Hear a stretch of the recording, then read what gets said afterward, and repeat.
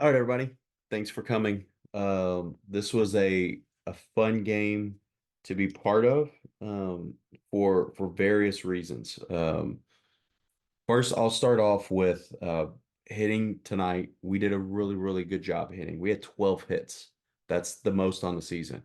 And on top of that, we had three strikeouts. That is by far the lowest we've had this season. And we had four walks. So this is now the third game in a row where we've had more base on balls than we've had strikeouts. And we've had at least the same number of hits as strikeouts. And tonight, 12 hits. I mean, we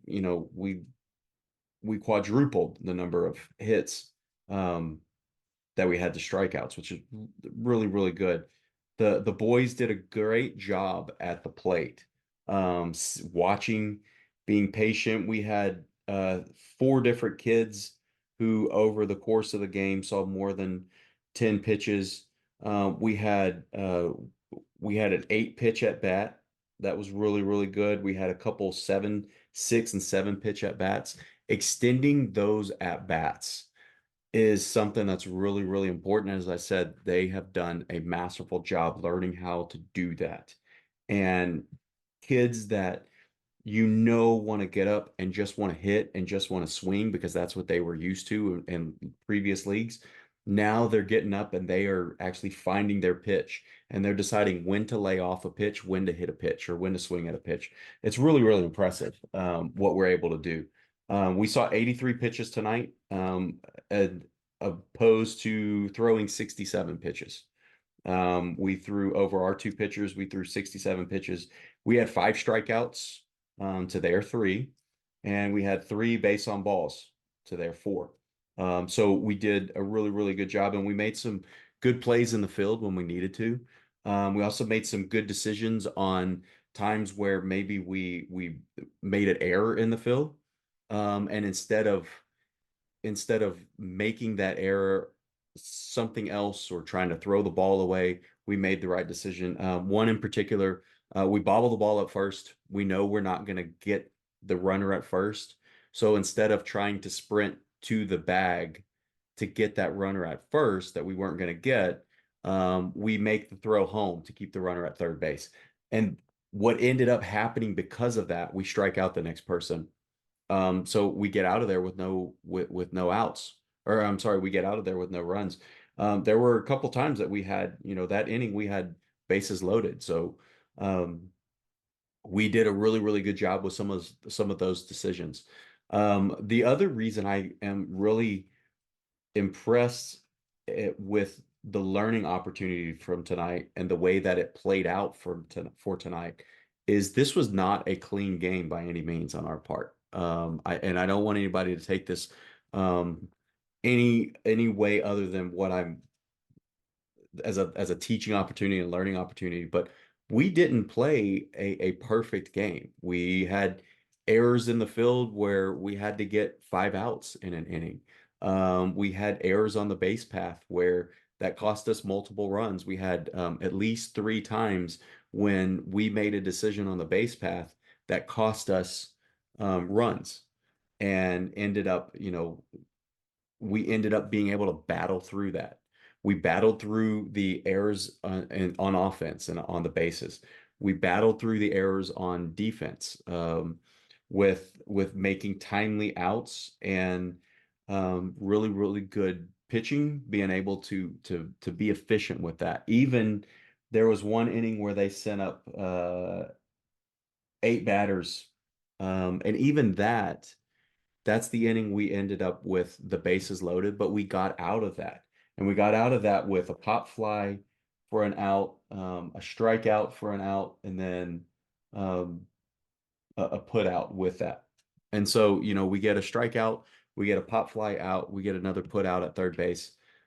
These are really good things that we can learn from that we did not play the best, most cleanest game today and we were able to overcome those decisions, some of those errors or mistakes that we made. And that's the way this game works. Sometimes you're going to play a perfect game and it's not going to work out for you because you're in the other the other team gets one more hit than you do, or finds a hole that you don't find, things like that.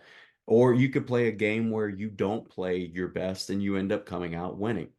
That's the way this game works. And so I was really, really impressed with their ability to be able to do that. What this um, was the third game in a week, the second game in back-to-back nights. And we responded really, really well.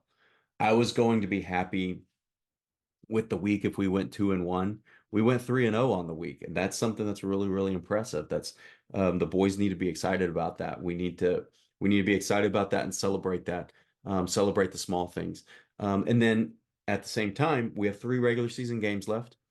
Um, we need to we don't get too high and we don't get too low in baseball, because anything can happen anytime that you go out on that field. You can play great and win, or play great and lose. You can play not your best and win, play not your best and lose. What I have tried to talk to the boys about is every team in this league is capable of beating every other team in this league, and also capable of losing to every other team in this league on any given day, because that's the way baseball works. You look in college and professional, nobody goes undefeated, and at the same time, nobody goes a season without winning a game. And so far in our league, that's what's happened. Nobody is undefeated in the league. Nobody has not won a single game in the league. And so everybody's won at least one, everybody's lost at least one. So that's the way it should work. That's the way that people can learn. And that's the way we can use this game and this season to teach about some other things. So yeah, it was really, really exciting. Had a lot of fun. And I take a question if anybody has one. Hmm. Back in the back. Yeah. Yeah, the question was, there were some questionable calls from when we were in the bases or running the bases. And so what was I talking to the umpires about? I was trying to get some clarification, one on the interference call, and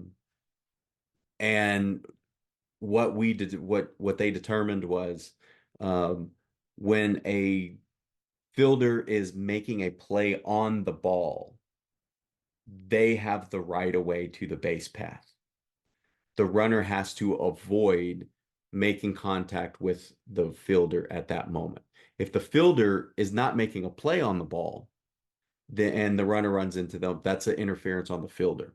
It just so happened where it worked out today where, a bang bang hit and ends up where we get an interference call on us. There was another time that, from my perspective, when we grounded back to the pitcher and through to second, from where I was standing, it looked like the second baseman was closer, at least closer to the bag, or having his foot on the base. So I asked the umpires about that. The umpire out in the field, he had a pretty good vantage point of it.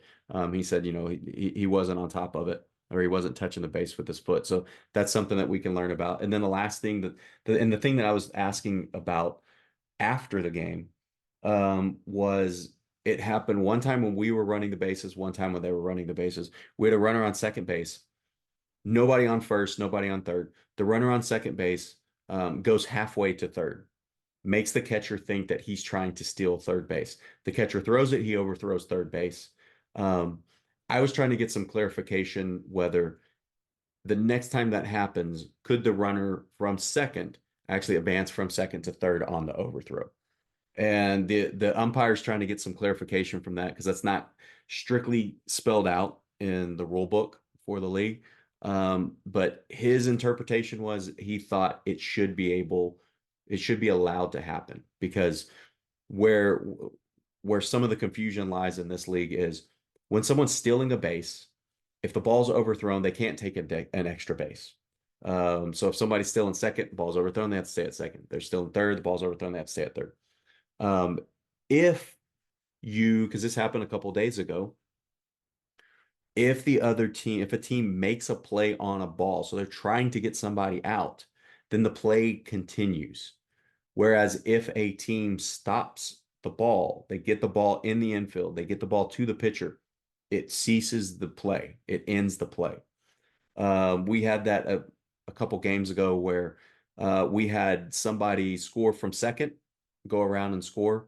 And then there was a runner that ran from second to third on an overthrow at first base.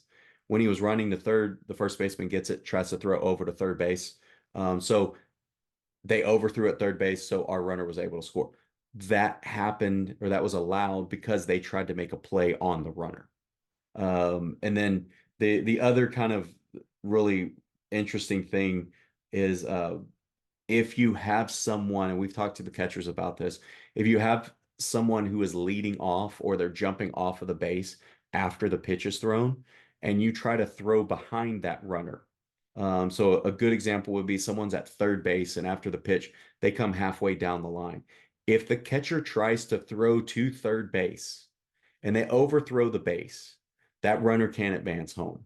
At the same time, if the catcher tries to throw to third base, and when the runner sees the catcher try to throw, they take off running to home. That's allowed as well because people are trying to make a play on the ball. They're trying to make a play on the runner and get the runner out. So some of those kind of more interesting rules that we've encountered over the season, and hopefully will help people when they're watching games in person or on television. Maybe some of those will come up as well.